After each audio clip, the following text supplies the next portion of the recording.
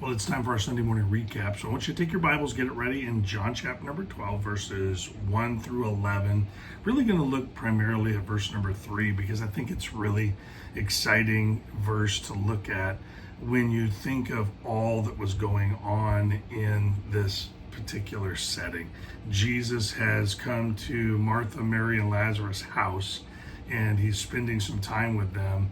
And it's getting really close to the betrayal, the trial, the crucifixion of Jesus in John chapter number 12. It's like 6 days.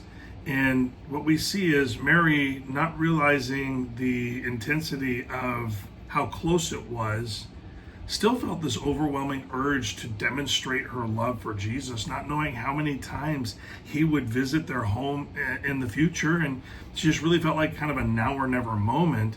And in chapter number 12, verse number 3, we see this. We see, then took Mary a pound of ointment, spikenard, very costly, and anointed the feet of Jesus and wiped his feet with her hair. And the house was filled with the odor of the ointment. And first thing I had our church family recognize is that true love pours itself out completely. It's an all-in thing. I think today we have, well, we'll just see how it works out. I'll put in mine and they put in theirs, and if I don't think it's working out, then I'll just start withdrawing mine. And that's not real love. Real love is something that we are all in on. When we say we love Jesus, we're supposed to be all in. We're supposed to pour it all out. We're supposed to be living sacrifices, not a piece of me or every so often, or if it's convenient when I'm not chasing my own dreams. We're supposed to be all in. And so Mary demonstrated her love, not with words, but with a sacrifice, a pretty substantial sacrifice. In our day, we might not recognize how much spikenard is worth, but even Judas, the betrayer, he understood that it was like 300 days worth of wages. And so he said it's like a year's worth of money that she just wasted on the feet of Jesus. And then he does something that sounds so spiritually mature and strong. He said that was bad stewardship. That should have been given to the poor, because the poor are needy, and not wasted on worshiping Jesus.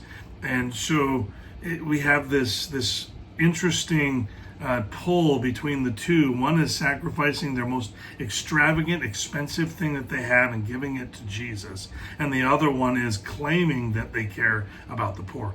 We know that he doesn't, because he goes on to, he basically, the passage goes on, John reveals that he was a thief. He had the bag. He held the money. And that 300 days worth of wages should have been in the bag, where he could have been really just embezzling that money for himself and spending it on himself, because he was a thief. And he was also a betrayer. He didn't care about the poor.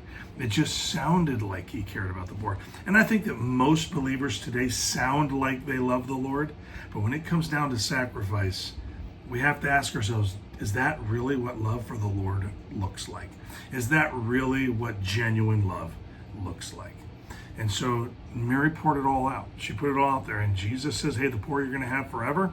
I'm only here physically for this period of time. And she has spent it wisely on worshiping me. Don't let people make you feel bad about worshiping the Lord with great extravagance. Don't allow them to look down on you for making financial choices that value the Lord more than earthly treasure. I think it's going to help you in the long run if you will get this value of God thing nailed down. Hope that helps. Enjoy a great week.